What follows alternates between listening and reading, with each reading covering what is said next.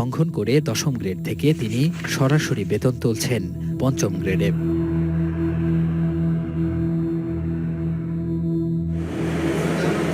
বক্তব্য জানতে মাওলানা মুফতি মিজানুর রহমানের মুখোমুখি স্টার নিউজ। এই যে এত বড় একটা গুরুতর অভিযোগ উঠলো, থাকতেই পারে। দারা সারিয়া কি এটা কি কোনো সমমান? ওনারাই ব্যাখ্যা দিবে এটা কি জন্য দিছে বা কি, এটা ব্যাখ্যা অবশ্যই তাদের কাছে আছে। কাজে এসব নিয়ে মানে আমরা এখন কিছু বলতে চাই না। নিয়োগ জালিয়াতির অকাট্য প্রমাণ দেখাতে চাইলেও বারবার এড়িয়ে যাওয়ার চেষ্টা করেন।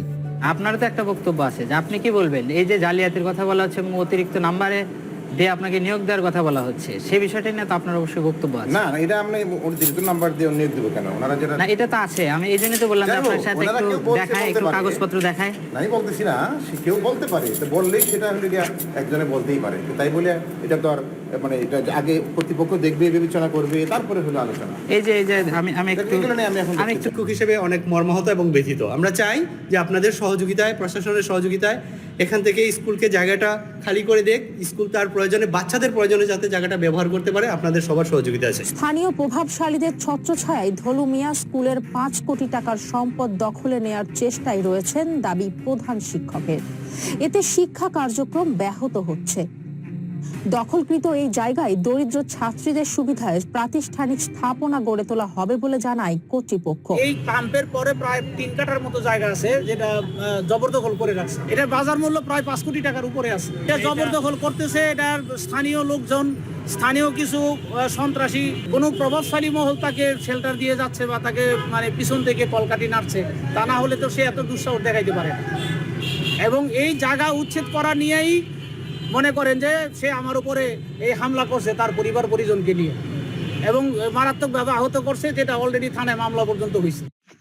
ধলু শিকদারকে দফায় দফায় নোটিশ দেওয়া হলেও প্রতিষ্ঠানের জায়গা না ছাড়ার বিষয়ে কথা বলেন থানা শিক্ষা অফিসারও। এই 4র্থ শ্রেণীর কর্মচারী ধলু শিকদারকে সে যে স্কুলের বাউন্ডারির ভেতরে। আসসালামু আলাইকুম, স্বাগত জানাই সবাইকে আমার এই ভিডিওতে। যে দুইটা খণ্ডিত অংশ দেখলেন, দুইটা ভিডিওর, একটা হলো জালিয়াতির জাতীয় ইমাম, এটা স্টার নিউজের একটা ভিডিওর একটু অংশ, সামান্য অংশ, আমি পুরোটাই দেখেছি অবশ্য। আর একটা হলো রক্ষক যখন ভক্ষক, ধলু একজন দারোয়ান, মোহাম্মদপুরের একটা স্কুল, আমার বাসা ওটার কাছেই ছিল। তার সাথে সে হেডমাস্টারকে, তার বউ দেখবেন চেহারা, দুজনে মিলেই তাকে আহত করছে। ওই 3 কাঠা জায়গা যার দাম 5-6 কোটি টাকা, সেটা সে দখল করে রাখছে। এই রাজত্বে আমরা বসবাস করি। আর বাইতুল মোকাররমের মতো মসজিদের একজন ইমাম যদি জালিয়াতি করে, তার 10 বছরে মেট্রিক পাস করছে, তার বয়স, তার মানে এটা অত্যন্ত দুঃখজনক যে পচন একটা জাতির, একটা মুসলিম দেশের কত গভীরে চলে গেছে, সেটা একটা জাজ্জল্যমান উদাহরণ। আপনারা যদি দেখতে চান ভিডিওটা পুরো দেখতে পাবেন, এটা স্টার নিউজের, হয়তো দেখে বলছেন কেউ বা দেখবেন। যাই হোক, সাধারণত দেখেন বাঁশের গোড়া দিয়ে বাঁশেই বের হয়, এটাই আমরা জানি আর কি। কোনো চালতা গাছ লাগাইয়া সেখান থেকে আপেল আশা করা যায় না। সো একজন মানুষ, একটা বংশ বা একটা সিলসিলা যে থাকে, অবশ্যই থাকে যে কার ছেলে পেলে কিরকম হবে, তার ব্যতিক্রম যে হয় না তা না। মুচির ছেলে মুচিগিরি করবে, এটা করার কারণ হলো সে ছোটবেলা থেকে দেখে তার বাবা জুতা টুতা সেলায়, সুতরাং সেও মাঝে মাঝে গিয়ে বসে বাবার অ্যাবসেন্সে বা বাবার উপস্থিতিতে হাতে খড়ি দেয়। এটাই স্বাভাবিক, এটা হয়। বাট নট দ্যাট যে ব্যতিক্রম নাই। মুচির ছেলে আবার প্রেসিডেন্টও হতে পারে। ওই যে আহমদিনেজাদ, ওনার বাবা নাকি কর্মকার ছিলেন আর কি, জাস্ট সো এটা হতে পারে। ইসলাম এটাতে কোনো বাধা দেয় না এবং অসম্মানও করে না। বলা আছে যে সবচাইতে যোগ্য তাকেই ইমাম বানাও, সে যদি মুচির ছেলে হয় কোনো সমস্যা নাই, সব ক্রাইটেরিয়াতে যদি সে পাশ করে আর কি।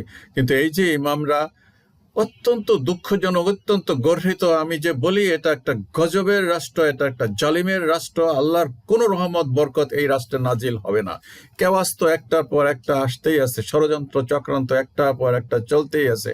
ওই যে একজন একটা বই লেখছে আজকে, বলতেছে জামাতের স্বরূপ, মওদুদের স্বরূপ 3টা মৌলানা, তো এরকম একটা বই লিখতি যেটাতে পড়লে জান্নাত পাওয়া যাবে, সহজে মানুষ সুন্দর জীবনযাপন করতে পারবে, যেখানে ইমান আমান ঠিক থাকবে, সেই ধরনের একটা বই লিখতে। সেই দলটা কারা সেটা আইডেন্টিফাই করতে, সেই দলের সম্পর্কে একটা বই লিখতে। কতটা খবিশ হলে 2, 4, 5, 10,000, 20,000, 20 লাখ টাকা খাইয়া তারপরে এইসব গিবত করে এবং একটা বই লেখে, একটা দলের পক্ষে বিপক্ষে কথা বলে। এরা আবার আলেম ওলামা দেখেন না বেশ ভূষায়। আরেকবার ওই যে মসজিদটাকে, বায়তুল মোকাররম মসজিদটাকে রক্তাক্ত করছে, এটা অত্যন্ত দুঃখজনক। আর ওই যে মানে এরকম খবর তো অহরহ হয়ে আসতেছে। ওই দিন ওখানে দেখলাম একটা ছেলেকে যশোরে পেট্রোল পাম্পের পেট্রোল আনতে গেছে, তাকে পেট্রোল দেয় নাই, কিন্তু অন্যদেরকে বোতলে পেট্রোল দিচ্ছে। সে গিয়ে প্রতিবাদ করছে, আবার গিয়ে তাকে ওখানে পিটায় মেরে ফেলছে। এই হলো আভ্যন্তরীণ খবর। তো আসলে এখন এদের এই রাষ্ট্রের কি জন্মাবে? এই যদি বায়তুল মোকাররমের ইমাম এর এই পরিচয় হয়, বলছি তো এর আগে একজন খতিব, তাকে চাকরি চলে গেছে, সে তার দলবল নিয়ে আসে সেই ফরিদপুর থেকে এসে এখানে রক্তারক্তি করছে মসজিদের ভিতরে।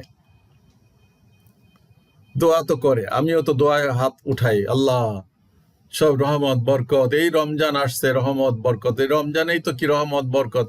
আর ওই দেশটা দেখেন, এই রোজার ভিতরে যুদ্ধটা শুরু করছে, সাদ্দামকে ঈদের দিনে ফাঁসি দিছে। মানে এই হলো মুসলমানদের অবস্থা। গেল এটা আভ্যন্তরীণ বিষয়। এবার আমেরিকার কথা বলতেছে। আমি তো বলছি যুদ্ধে কয়টা প্লেন ফলাইছে, কয়টা ফাইটার ফলাইছে, কয়টা যুদ্ধ জাহাজ ধ্বংস করছে, এইগুলো আমি আলোচনা করতে চাই না। এগুলো তো আপনারা অহরহ দেখতেই আছেন। তারপরেও কয়েকটা নিউজের হেডলাইন বলবো, কিন্তু তার আগে আমি একটু বলে নেই। দেখেন, একজন ভদ্র মানুষের ছেলে ভদ্র হওয়াটা এটা স্বাভাবিক। একটা ভদ্র জাতির যে লোকজন যারা জন্মায় তারা ভদ্রই হয়। জাপানিরা সবাই ভদ্র, ওহাইও সায়োনারা, এরা অত্যন্ত ভদ্র, এরা অত্যন্ত পরিচ্ছন্ন একটা জাতি। কিভাবে ওরা এইভাবে হয়েছে আমি ঠিক, জাপানের মুসলমান আছে, অনেক মসজিদ আছে, আমি ওদের সাথে কাজ করছি, কিভাবে ওরা হয়েছে এটা জানি না। সবচেয়ে পরিচ্ছন্ন, সবচেয়ে ভদ্র জাতি পৃথিবীতে। আর এই আমেরিকা দেখেন, আমেরিকা ডিসকভার করছে কে? একজন কলম্বাস। ওই একটা অন্যদিকে যেতে চায়, সে ভুলক্রমে ওখানে চলে গেছে। সে ওখানে গিয়া এই দেশটাকে 1492 সালে আবিষ্কার করছে। ওখানে তো লোকজন ছিল, তাদেরকে ইন্ডিজেনাস বলা হয়। এই লক্ষ লক্ষ এই ইন্ডিজেনাস আদিবাসীদেরকে তারা হত্যা করছে, হত্যা করে তারা সেখানে বসতি গাড়ছে। 4-5 মিলিয়ন ইচ্ছা করে মারে, বসন্ত রোগ ছড়াই দিছে ওদের ভিতরে, আরো অনেক কিছু করছে। এক জায়গা থেকে আর এক স্টেটে তারাই দিছে, ওই কোথায় একদম সেই ইয়েতে বরফের অঞ্চলে পাঠাই দিছে। তারপরে আবার ওরাই আবার কি করছে দেখেন, দাস, ওরা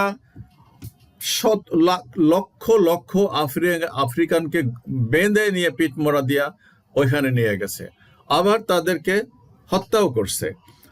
তাদের জন্য একটা যুদ্ধ হয়েছে 1860 থেকে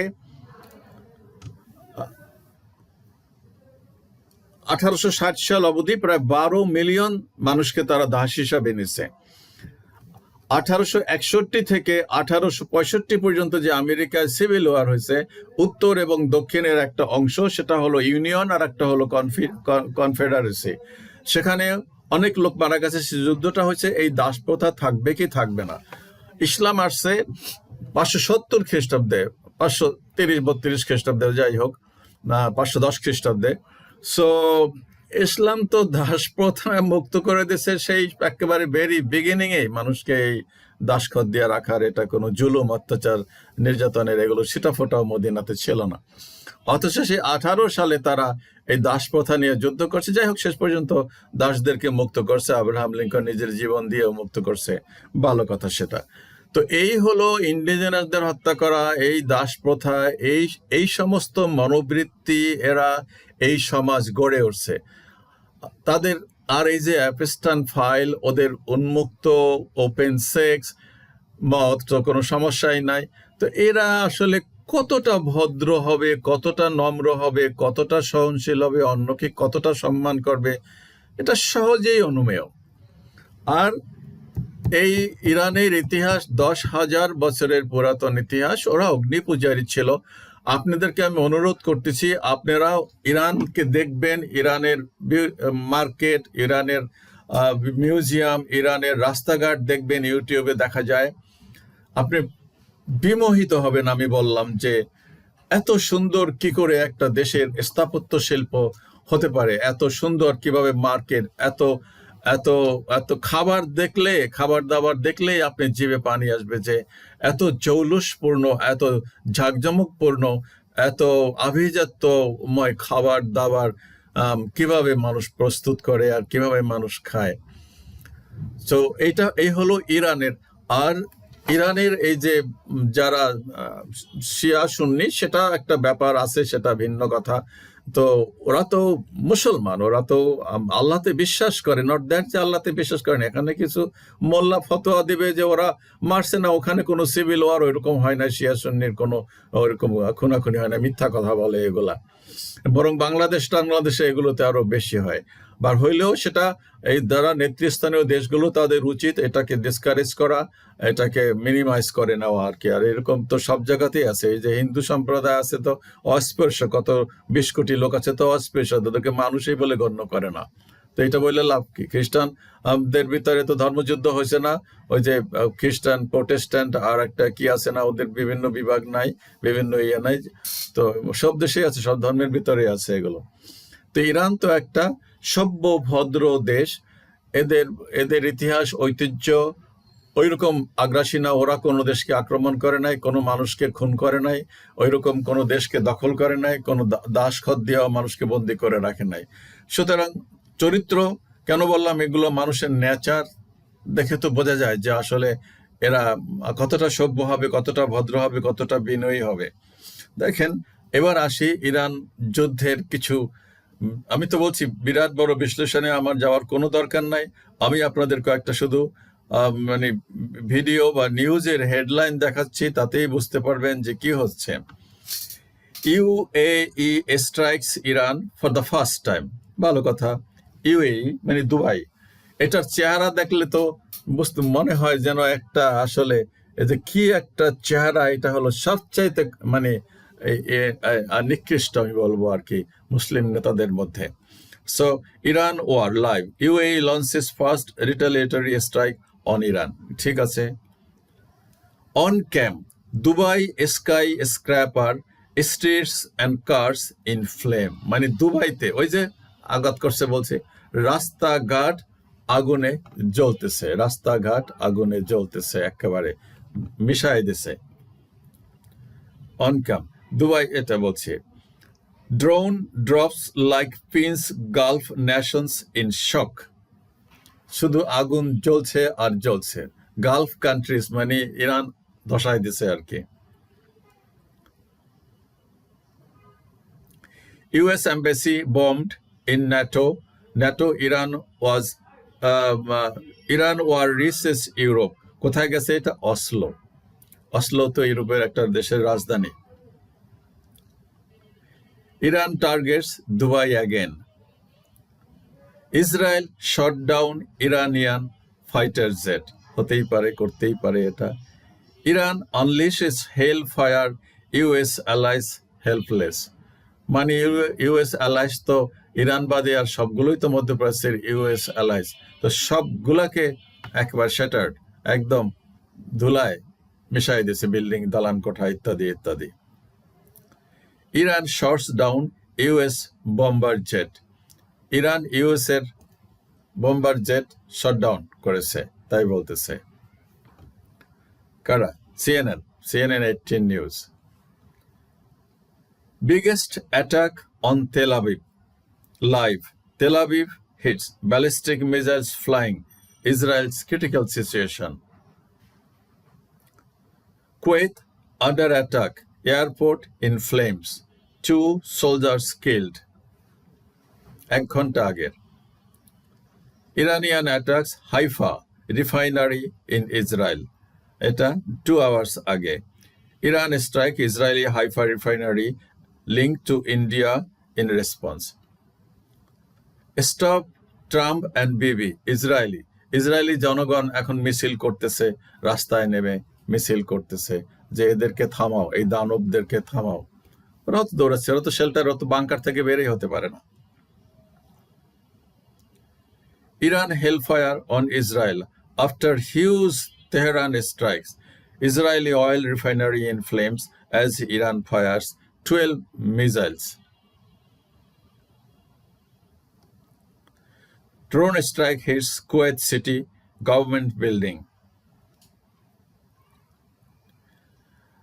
Seen as huge fires rip through Tehran after ওদের তো বিমান প্রতিরক্ষা নাই, তেহরানে বোমা বর্ষণ করতেছে, 50টা বিমান 100টা বিমান একসাথে উড়ে গিয়া আক্রমণ চালাচ্ছে, বাট ইরান তো ছেড়ে কথা বলতেছে না।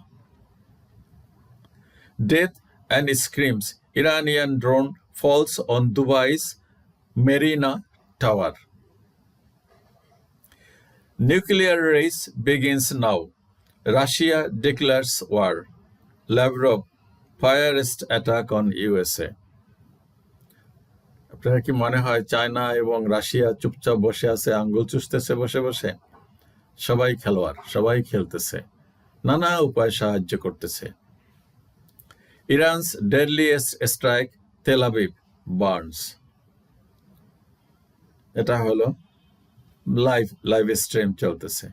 এই হলো কয়েকটা খবরের, আমি শুধু কয়েকটা ভিডিওর আপনাদেরকে থাম্বনেইল বলে শোনালাম আর কি। আমি তো বলছি ভিতরে যাওয়ার আমার বিষয় নাই।